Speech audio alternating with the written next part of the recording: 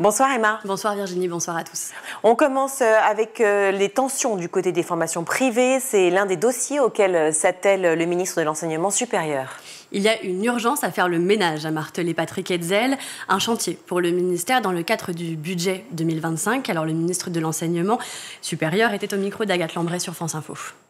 Il y a vraiment urgence à faire le ménage et je tiens vraiment à le dire, il faut que nous allions très très vite sur cette question parce qu'il y a des familles qui sont, et par voie de conséquence des jeunes, qui sont trompés, qui s'inscrivent dans des formations qui parfois coûtent très cher.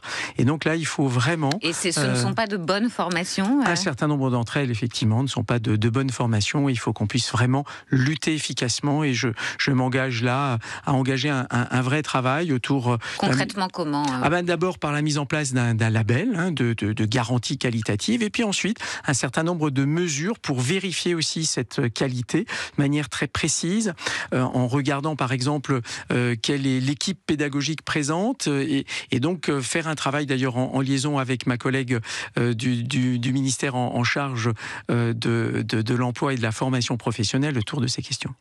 Sa prédécesseur Sylvie Retailleau avait déjà lancé ce label. Alors il est désormais il est censé être prévu, mis en place à la rentrée 2026. Un travail engagé mais à compléter par un volet juridique.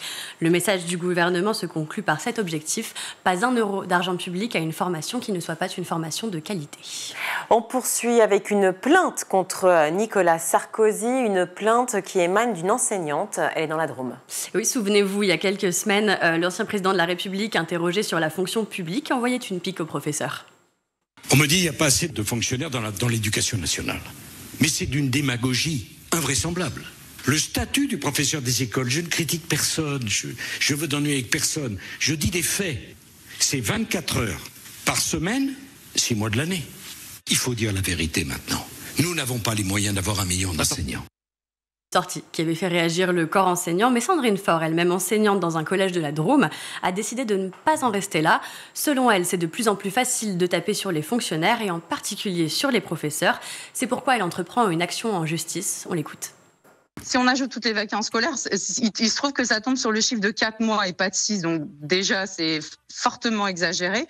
Certains diront que 4 mois, c'est encore trop. Mais il faut quand même savoir que sur ces 4 mois, c'est ce que je dis justement dans ma plainte, il y a une très très bonne partie de ce temps qui est un temps sans élèves, mais qui n'est pas un temps chômé, où on peut préparer nos cours, où pendant l'année, on corrige nos copies. On a des rencontres avec des partenaires, donc c'est l'occasion de mettre en place des sorties scolaires, des projets pédagogiques. Et on a besoin de ce temps-là, en fait. C'est pas un temps où on se tourne les pouces, où on reste à la maison sans rien faire. Une plainte pour diffamation et préjudice moral a donc été envoyée au procureur de Valence. On se rend maintenant en Corée, où les étudiants de l'université non mixte protestent face à l'ouverture de leur établissement aux garçons. Plutôt disparaître que d'ouvrir nos portes. Voici le genre de message placardé sur les murs de l'université de Dongkook, dans le nord-est de Séoul.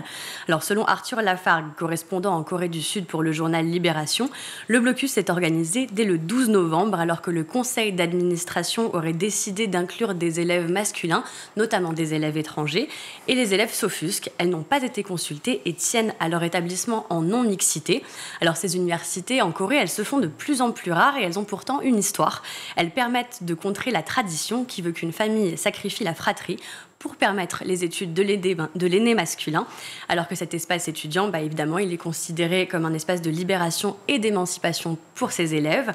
Alors, elles sont accusées de terrifier le personnel enseignant. Elles continuent de manifester pourtant, mais à visage couvert, pour éviter les représailles sur les forums masculinistes. Parce qu'en effet, si la non-mixité est un critère essentiel pour ces jeunes femmes, c'est que le pays a été secoué par un immense scandale de deepfake il y a quelques mois. Donc, pour rappel, sur la messagerie Telegram, des messageries regroupant des centaines de milliers d'abonnés avaient partagé des vidéos pornographiques à partir de l'intelligence artificielle, des vidéos mettant en scène principalement des collégiennes et des lycéennes, un souvenir qui laisse les étudiantes sur leur garde. Féminisme toujours, mais en France cette fois-ci, où les associations féministes appellent à une marche dans la rue partout en France demain contre les violences sexistes et sexuelles. Un des mots du siècle dont doivent se saisir les politiques publiques et les associations. Elle demande à ce titre une grande loi cadre pour lutter contre.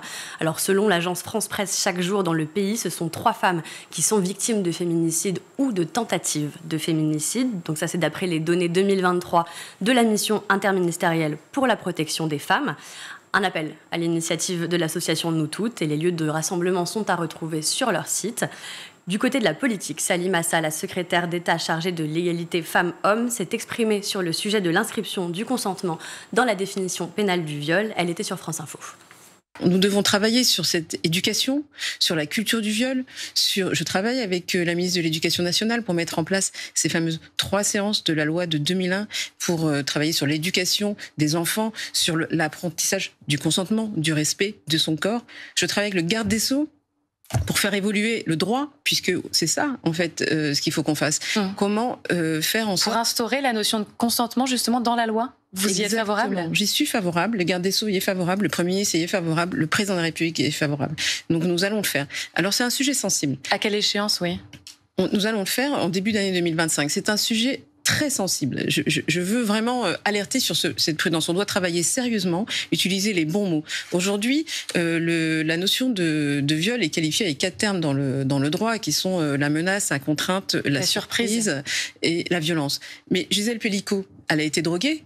Elle n'a pas été soumise ni à la violence, ni à la menace, ni à la contrainte, ni à la surprise. Et pour autant, elle a été violée. Donc, je suis favorable à inscrire clairement cette notion de consentement dans le droit. Maintenant, il faut trouver les mots justes, comment l'écrire, à quel endroit l'écrire dans le texte et surtout le rajouter à quelque chose qui existe déjà sur la définition du viol. C'est important. Ça veut dire qu'il faut que ce soit écrit explicitement, sans ambiguïté. On peut s'inspirer de ce qui se fait dans d'autres pays. Par exemple, en Belgique, il se fait des choses intéressantes. On peut aller voir également en Suède.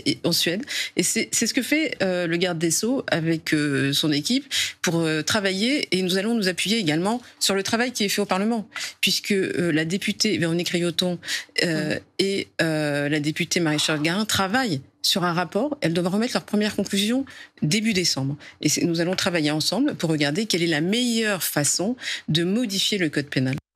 Inscrire la notion de consentement dans la définition pénale du viol, c'est un sujet auquel nous avons consacré une émission cette semaine. Virginie, votre entretien avec la secrétaire générale de la Commission des droits de l'homme, Magali Lafourcade, est d'ailleurs à retrouver sur le site de School TV. Merci beaucoup, Emma.